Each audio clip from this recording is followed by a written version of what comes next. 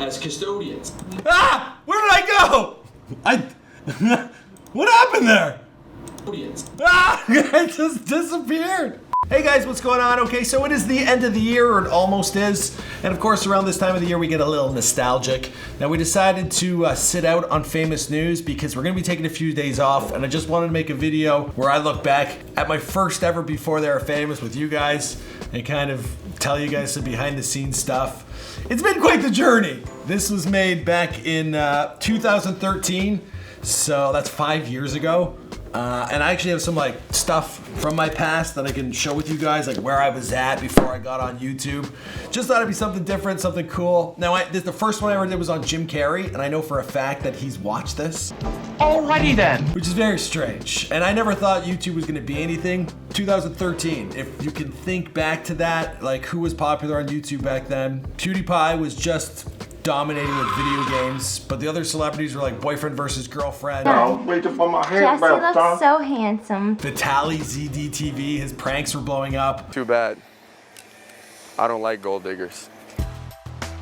The Fine Bros were getting into business, big business. When you notice someone ripping someone's format off, don't stand for it.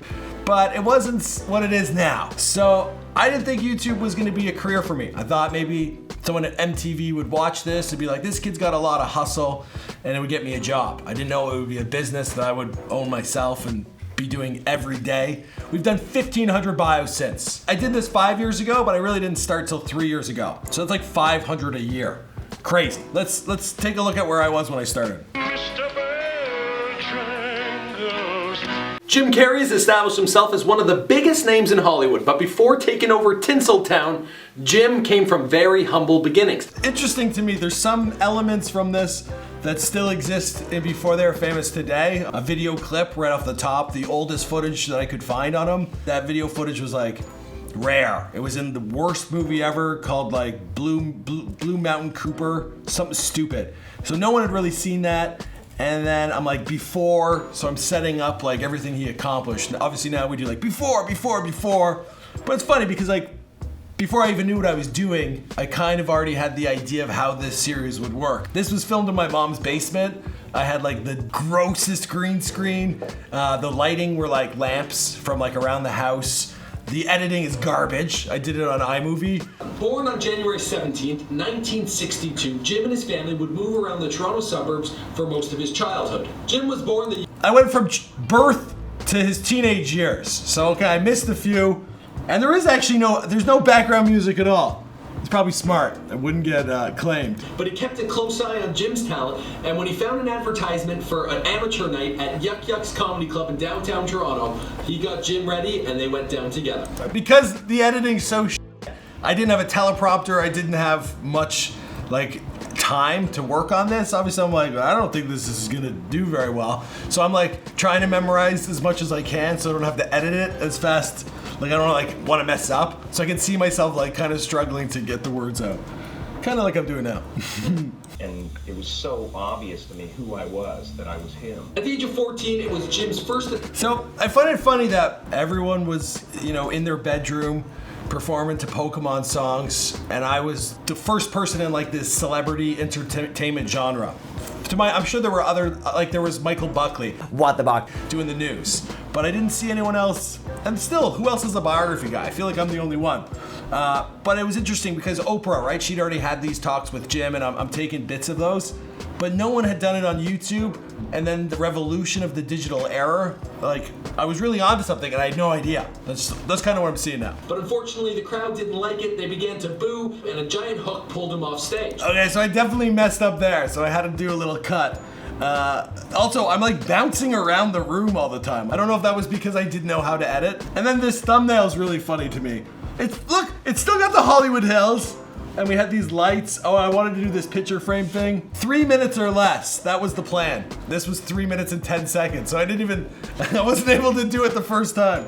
Jim Carrey was devastated. Around the same time Jim Carrey's life began to take a downward spiral, his father was laid off and creditors began to close in. Eventually, Percy found employment at a factory as a night watchman and worked out a strange deal in which his entire family would live in a stone house on the property, but they too would also be employed as custodians. Ah! Where did I go? What happened there? audience. Ah! It just disappeared.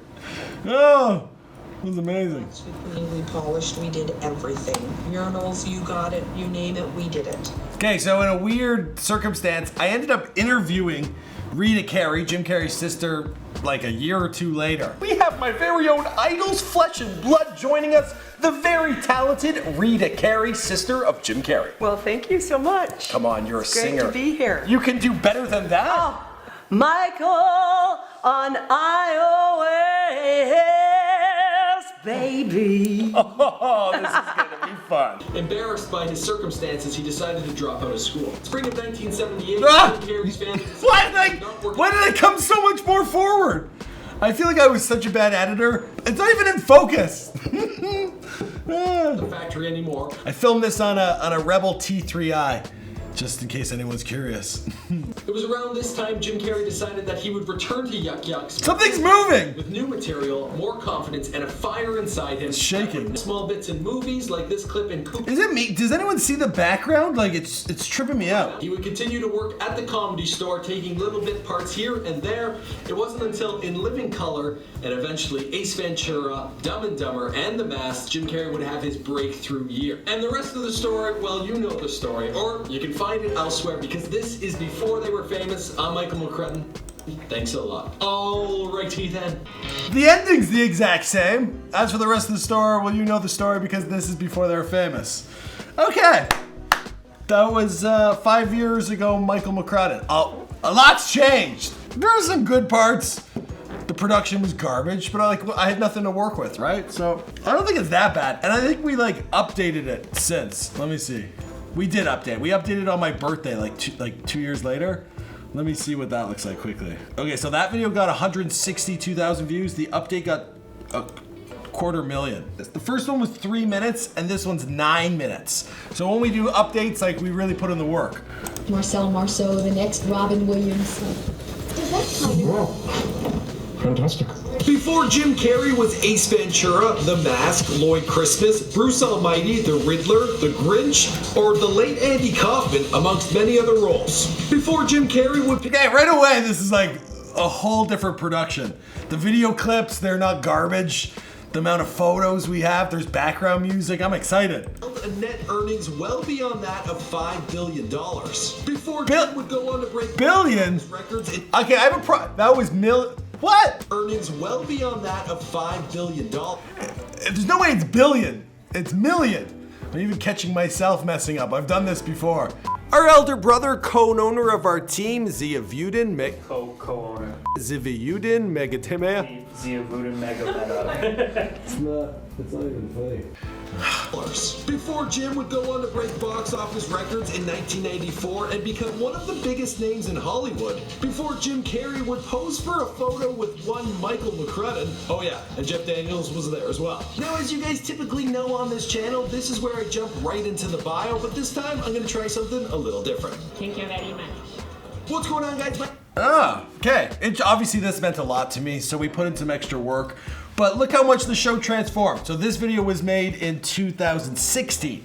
So like a year and a half after the original. With all you guys tuning in, I was able to invest more into the show, which I continue to do all the time. But I think we were at 500,000 subscribers. So that shows you where it's been then. And now look at us today. I don't know if you guys can see this, but this studio is crazy. So I figured seeing as we're already talking about my first Before They Were Famous, I'll tell you why I got into doing what I do. I have this portfolio. I used to run around Toronto every day and be this is everything I can do. So let's quickly run through it. Okay, so Michael McCrudden, a writer, a producer, an actor, and a host. I had a website, I had a few YouTube videos, but a lot of scripts. Education, headshots. I don't even want you guys to see those. So I was an actor, right? I booked a bunch of work. I was a unionized actor. I was in Covert Affairs, Dual Suspects, Nikita, King. These are television shows filmed in Toronto.